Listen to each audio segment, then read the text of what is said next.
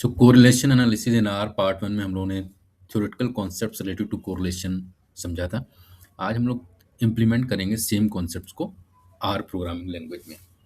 So let's start. तो correlation analysis, तो हमने एक डेटा सेट लिया जिसमें फर्स्ट वेरिएबल का नाम है एज और दूसरे वेरिएबल का नाम है स्पीड।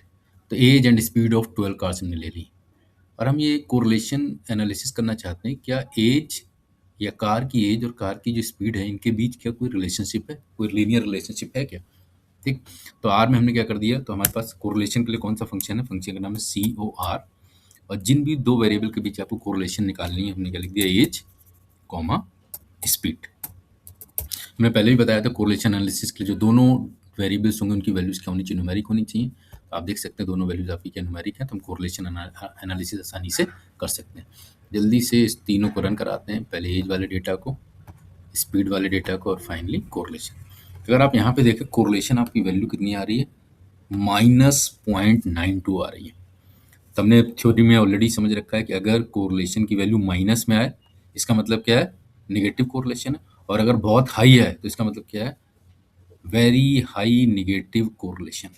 ठीक, और हमने ये भी कहा था कि जब जब निगेटिव कोरिलेशन होगा तो ग्राफ हमारा क्या होगा, लेफ्ट टू राइट। अगर जब हम मूव करेंगे तो ग्राफ क्या होना चाहिए, टॉप से बॉटम की तरफ आना चाहिए। तो चलिए अपने ग्राफ को ड्रॉ करते हैं और देखते हैं क्या graph really top to bottom की तरफ नीचे की ओर आ रहा है कि नहीं आ रहा है।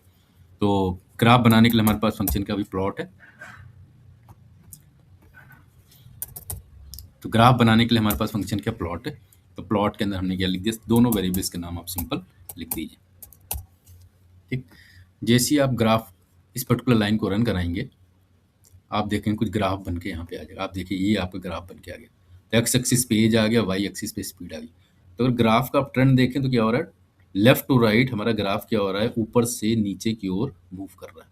तो ट्रेंड हमारा क्या आ रहा है, टॉप टू बॉटम हमारा क्या हो रहा है, बॉटम की तरफ जा रहा है जब भी हम लेफ्ट टू राइट की तरफ मूव कर रहे हैं। जब भी ऐसा ट्रेंड आता है तो हमने क्या कहा था, निगेटिव कोरिलेशन होगा। तो इसलिए हमारा कोरिलेशन कितना आया यहाँ पे, -0.92 है। और अगर आप ध्यान से देखें ऑलमोस्ट लाइन क्या हो रही है, 45 डिग्री के आसपास ही आ रही है। ठीक, तो वैल्यूज 1 के आसपास आ रही है बट एग्जैक्ट 1 नहीं है। इसलिए आप देखिए यहाँ पे वैल्यू क्या आ गई, 0.92 इज अप्रोक्सीमेटली इक्विवेलेंट टू -1 के बराबर। ठीक, तो हम कह सकते हैं परफेक्ट निगेटिव कोरिलेशन से थोड़ी सी हमारी वैल्यूज दूर है।